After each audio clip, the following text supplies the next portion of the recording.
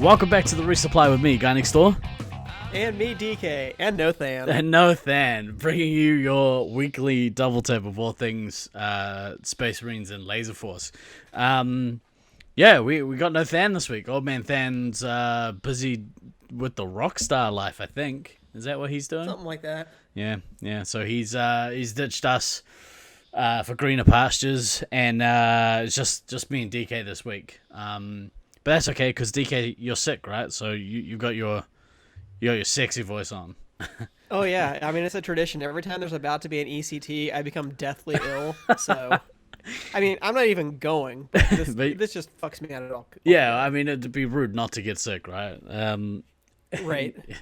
So, we based on the, I guess off the back of last week's pod, we had a yarn with Brendan from Syracuse, and we the last couple of weeks we've sort of been touching on something that's near and dear to me, which is the potential to do it's essentially a Laserforce or Space Marines Fantasy League, which I don't know about anyone else out there. I know a couple of the Australian players play fantasy rugby league. I'm sure there's a good portion of players out there that play fantasy football. And so, I figure why not take the one game that we all love and share and degrade it.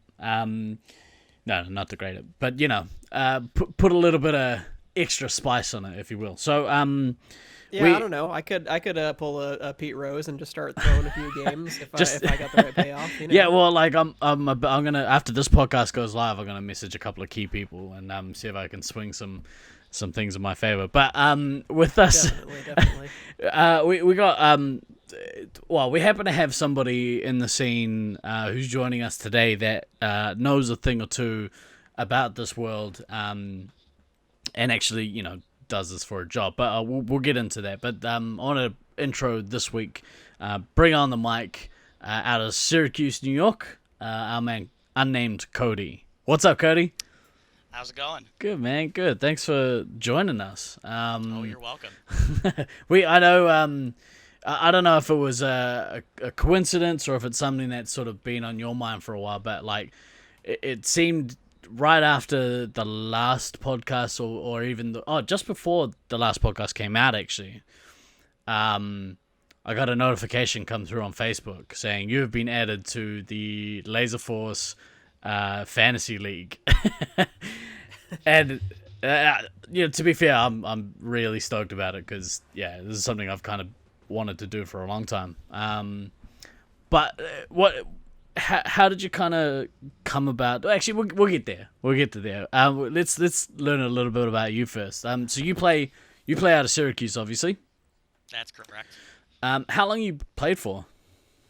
I started playing with everyone there right at the end of 2015, beginning of 2016. Right. And played my first tournament in the tournament that doesn't exist, that is Nats 2016.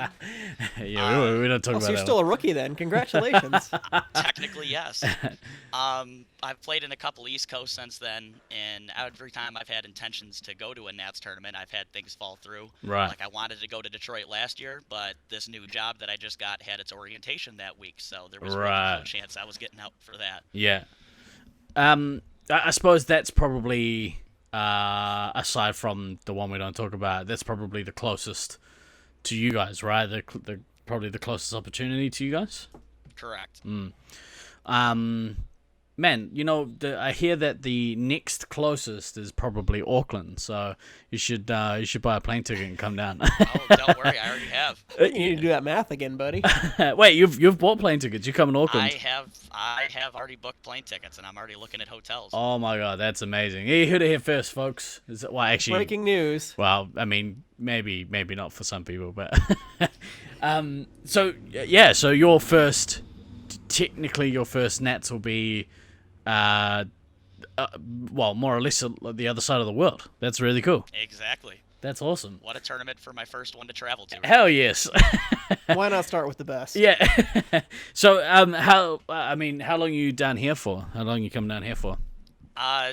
Just based on how much time I'm actually able to take off from work, I'm only going to be there for about 8 or 9 days based on travel time. Yeah. So mostly just for the tournament. Okay, cool. Well, I mean, we might have to. I think a lot of people are sort of traveling around the same sort of dates. For those that don't know, Auckland Nats, July 20th to 24th. But I think a lot of people might be doing the same and coming, like maybe the Thursday or the Friday beforehand. So, we might have to arrange some sort of, a couple of group activities maybe.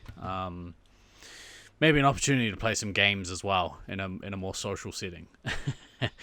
But cool. So, man, I'm stoked that you're coming down. Do you know of anyone else that's sort of confirmed, or are you just going with the flow on that one? The obvious ones like Beans and Sanch are obviously going to be traveling down. Yeah. And there's a few other people from Cuse that were thinking about it, but I don't have necessarily the highest hopes for it. I know Britton said there's a chance that he would go down, but he did also say that if he went, he probably wasn't going to play. Right. So it would be more to enjoy the experience, if anything. Yeah. You got tickets. You're the only one we're counting on right now. I did hear rumors of Black Hammer coming, and Assassin was interested. There's a bunch of cats that are keen, but we'll see what happens. They talk big. That's what I'm calling you out. Yeah. buy a plane ticket, yo. After the break, I'll tell you why Black Hammer can't be trusted.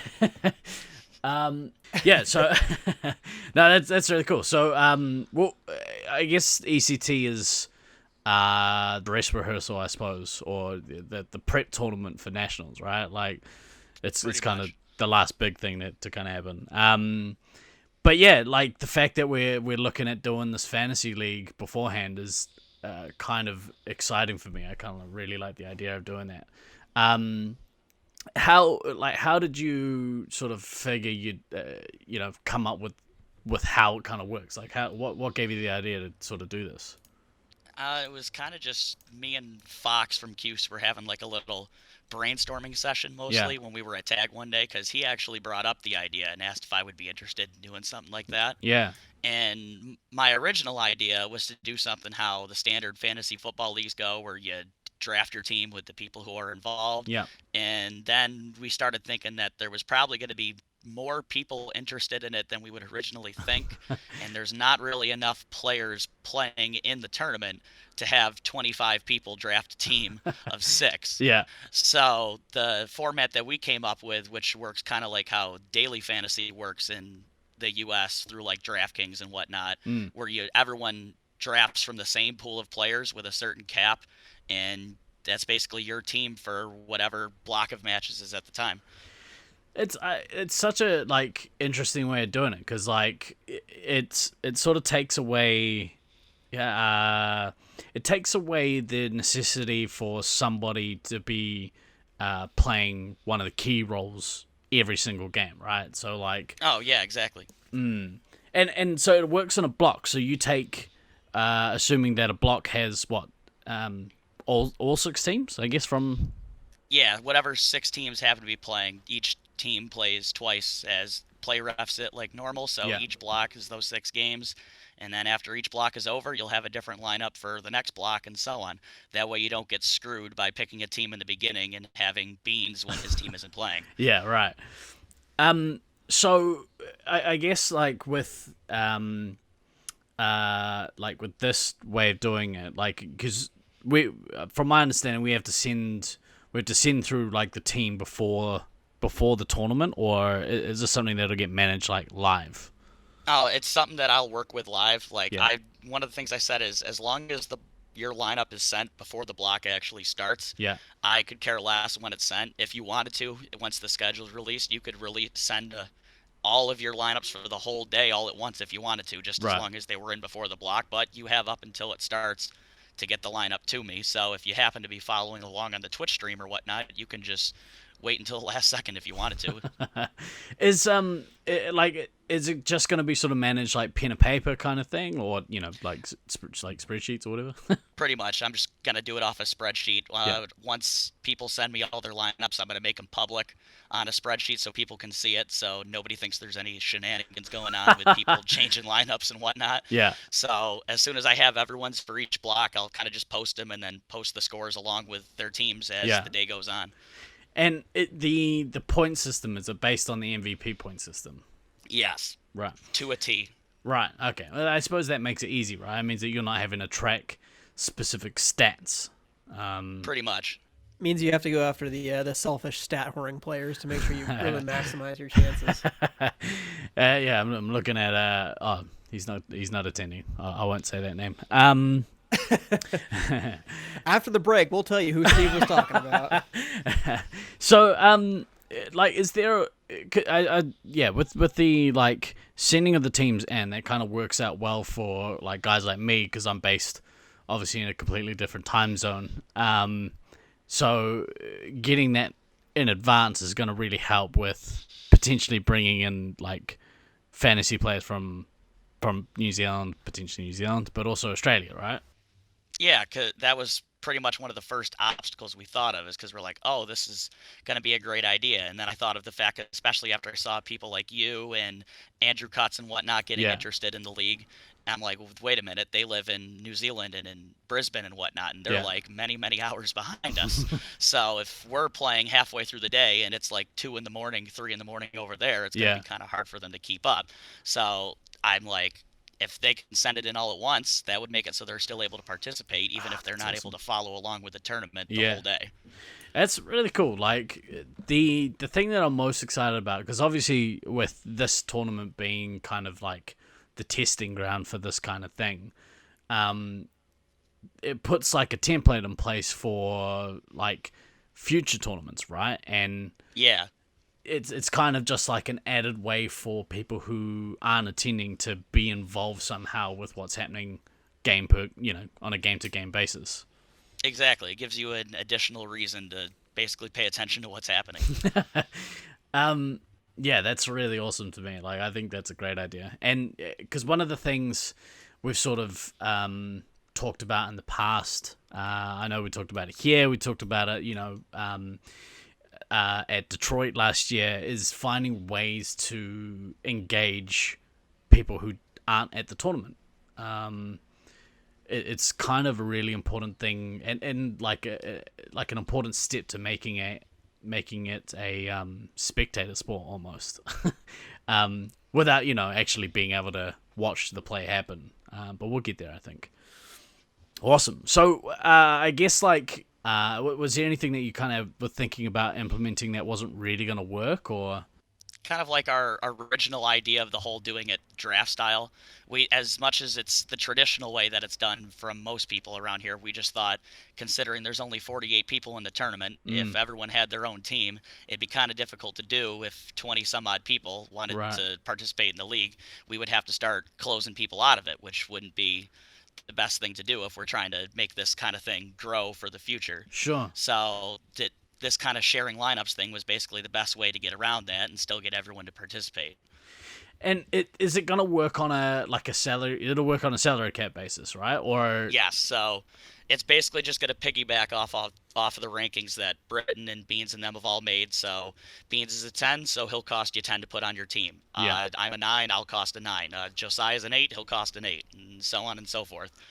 But a little bit of a twist, because the cap is actually going to be set to 40 instead of 38 like it is for the tournament, because you can pick one of the people in your lineup to be your captain, and this player will get you double points. So if they get 20 MVP points, you'll get 40 for them instead of 20.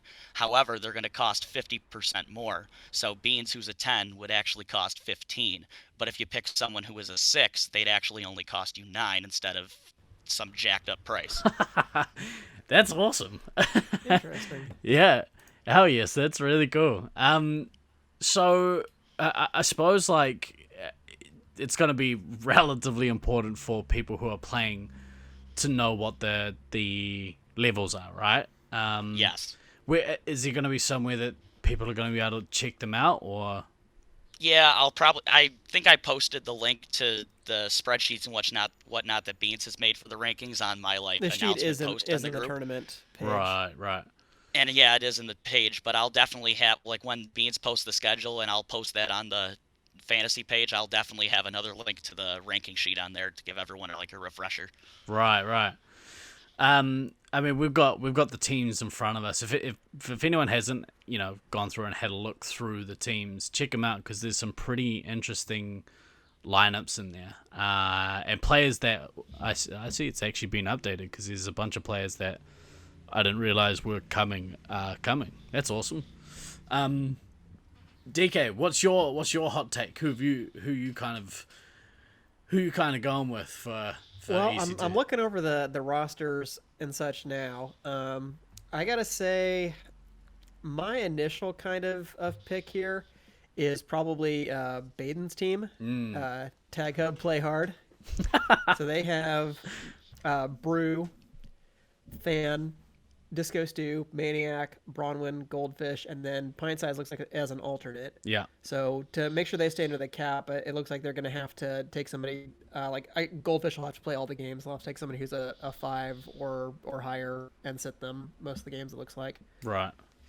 But that's pretty solid, I feel like, top to bottom, where obviously they're going to want Baden to draw a 3-hit when it comes to final or something like that. But even if they have some of their quote-unquote lower-ranked players pull 3 hits or attack positions, something like that, they're still pretty decent. They got a lot of lineup versatility on that team, and Baden's also a really good player. So if I had to lean in one direction, I kind of like that team.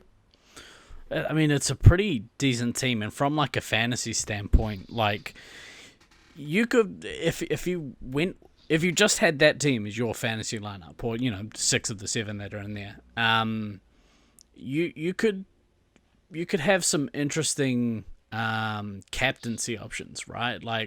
Obviously, Baden. anytime you put Baden as your captain, it's probably a good idea. But you could play around a bit and get some really good kind of lineups just from that team alone. Cody, you're playing this tournament. Yes. Who are you picking? Who's your top?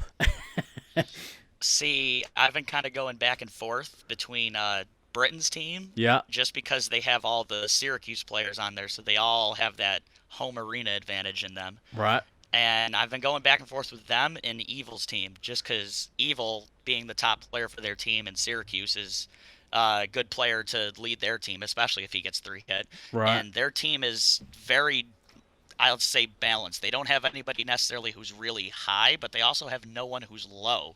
So there really aren't that many lineups they could get that are necessarily bad per se. Yeah, I was looking at that too. I kind of look at them as maybe the kind of sleeper team out there that maybe people who don't know as much, who aren't familiar with some of the players, might potentially overlook them. But that's a pretty solid team. Yeah, for sure. Again, you could put any of those players in any position and expect good things from them. Is their team name just 4? I don't believe so. I just don't think Beans has updated the team name. I'm not sure see. What it is. We're Team 4. Yeah, Team 4. So I guess the next logical question for both of you is who have you guys got at the 6th place? I think you mean 8th place, because there's 8 is it teams, 8? buddy, not 6. 1, 2, 3, 4, 5, 6. So you're right. Who have you got an 8? Well, just because he was talking some shit yesterday, I'm gonna have to go after my man Josiah and tell him that sorry, your team's gonna get pooped on. Was he giving you Well, no, not me. There was some back and forth between some of the SAC players and Josiah, where they were mocking Loveland's tournament history. He was mocking us for not having a site. Russ reported some of his comments because he got butthurt about it. So it was all in good fun. So we're just playing around. That team, I don't know. That team's a little top heavy. I think that Spooky coming in at a 5, is I think he might be a bit of a steal, to be fair. Like, depends how many penalties he gets. True.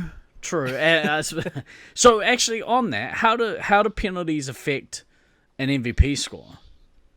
I'm pretty sure the way that it's set up right now is penalties take 5 MVP points away. Ooh. But I think what's going to happen is with the whole 0-point penalty system that we're doing, if it's going to count as a 0-point penalty, I don't know if the system does it automatically, but I'll probably just go in and negate the penalty in the MVP scoring if it's one of their free ones. Right. I think Russ said it, so it only counts for fully assessed penalties. If you get something that's an infraction, aka 0-point penalty, I don't think it takes away MVP.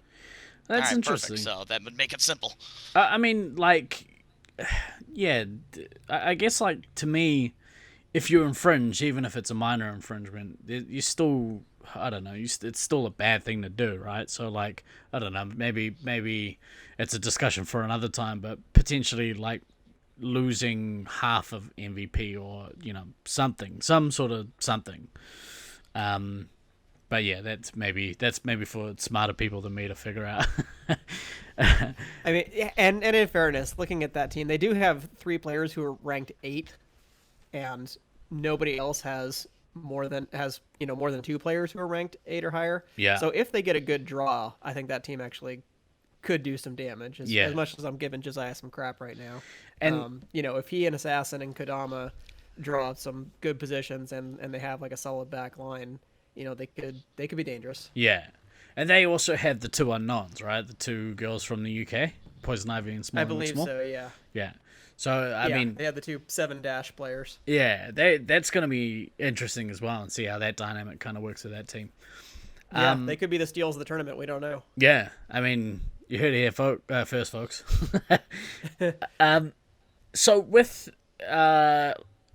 Cody, I just thought of something, in regards to the captains earning double in the fantasy league. When do you have to name who your captain is? Is that done when that would technically look the same thing as with the lineups before the block starts, but I think it would most likely be easiest if you denote who it is when you submit your lineup, whether it's with an asterisk or say this person's my captain for this lineup, or right. If you wanted to, you could just completely forego a captain if you wanted to and just go with a full lineup of 40 if you wanted to. Right. Well, that's interesting. So then why would you do that though? Surely, like, taking advantage of the double MVP points is... It could, but then you always got to think, if you make somebody like Beans your captain, he's going to cost you 15, which means you're going to have to take more lower players. And who knows, maybe he gets medic both games, and yet it was almost like having a waste of a captain. Right. And now you have lower players in your lineup. It's one of those things where strategy could just come into play, because now you have those 2 extra points to work with if you don't want to risk getting screwed by the roll. Right. I hate you guys right now because now I'm going to be up all night crunching these numbers and trying to maximize my advantage and shit. So I mean, you won't know what a player, what role a player is playing until you've already set your team, basically.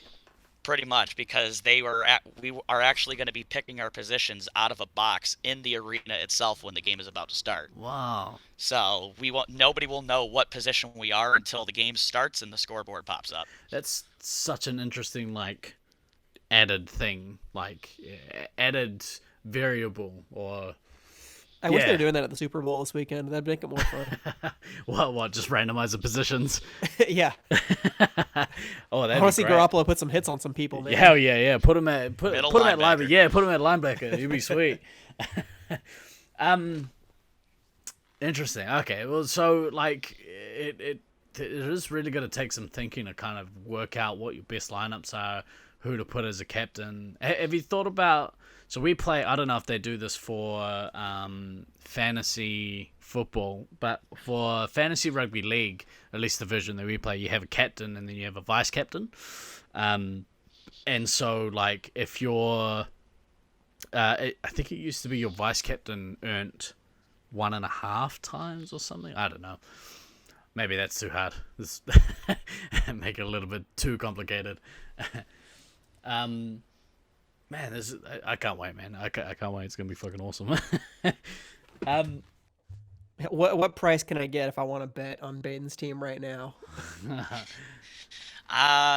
You'd have to get back to me on that one. I actually working on something like that I'm thinking about posting just for entertainment purposes only before people start freaking out. Right. What I think is going to end up happening, because I actually have a mock MVP odds sheet that I made like a month ago, but there's people who have joined the tournament that weren't on that sheet and people who have dropped since then. So that one's kind of null and void at this point. But days off, when I get bored, I kind of work on silly stuff like that. So you might see something along that lines in the next few days, maybe.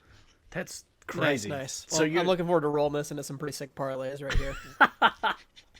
Well, actually, so on that, like there have been some thoughts around monetizing, or like friendly monetizing,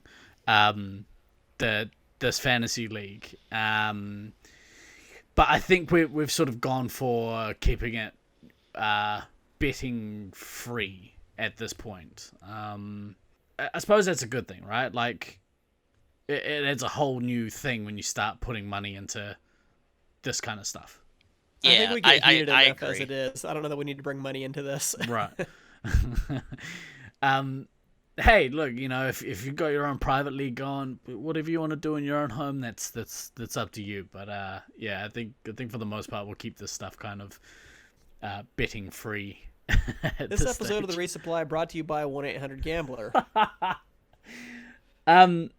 So from here, what's kind of the likelihood of implementing this kind of league into like a standard nationals tournament?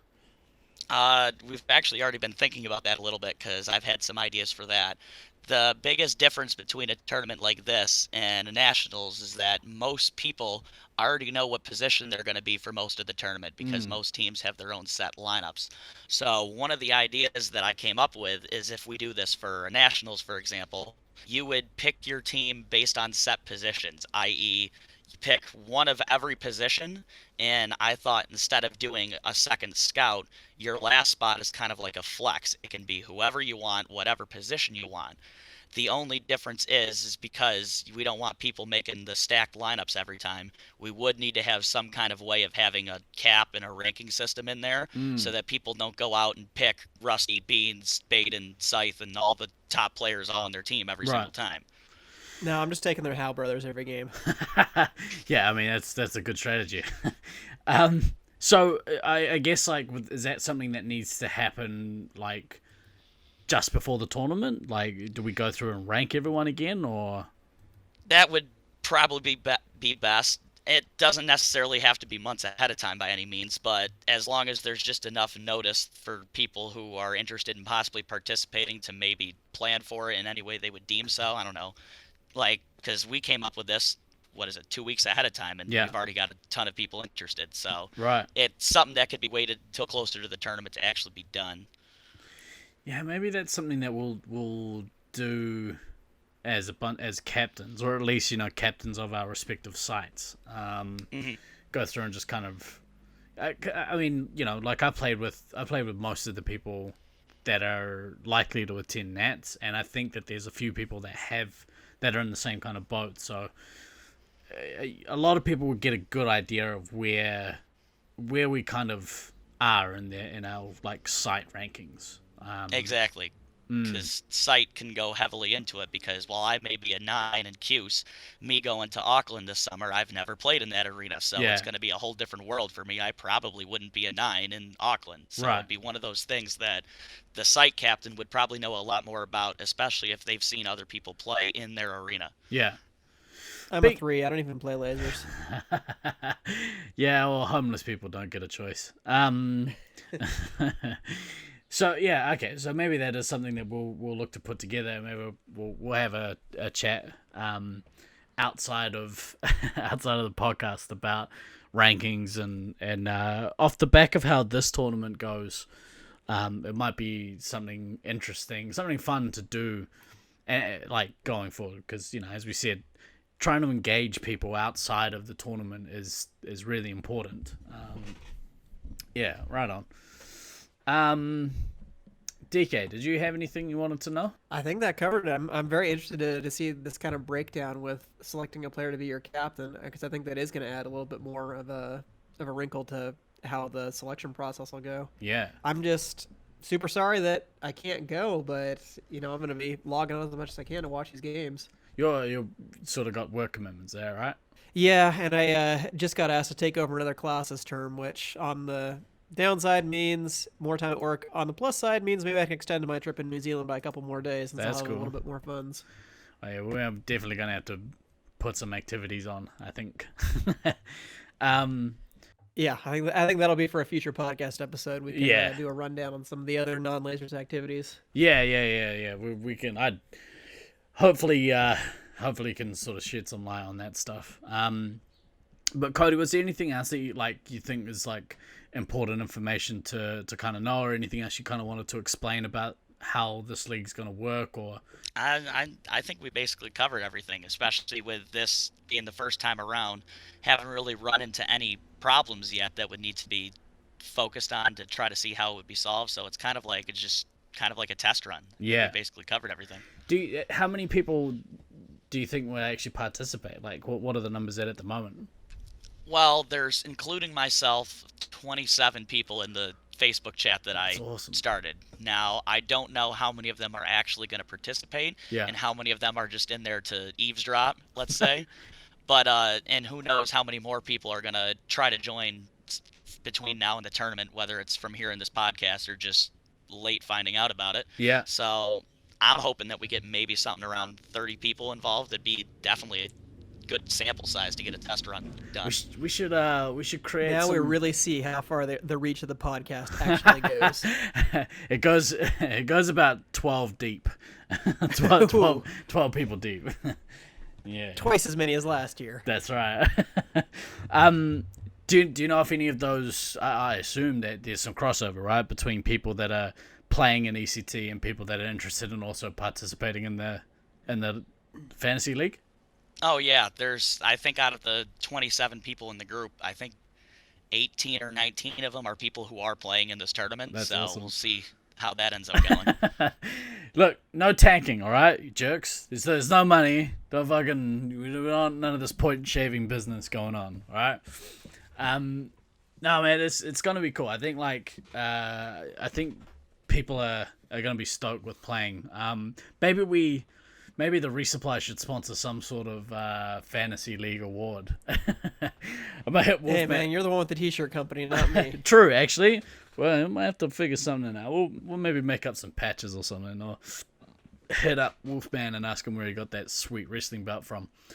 All right, cool. Well, look, thanks, Cody, for coming on and giving us the scoop on how this is going to work. Like, this is something that I've been, excited about for a long, long time, being, a fantasy connoisseur, if you will. So, oh, yeah, you're welcome. This was definitely fun. It's going to be awesome, man. So, if anyone has any questions, either hit one of us up or hit Cody up on the Facebook group.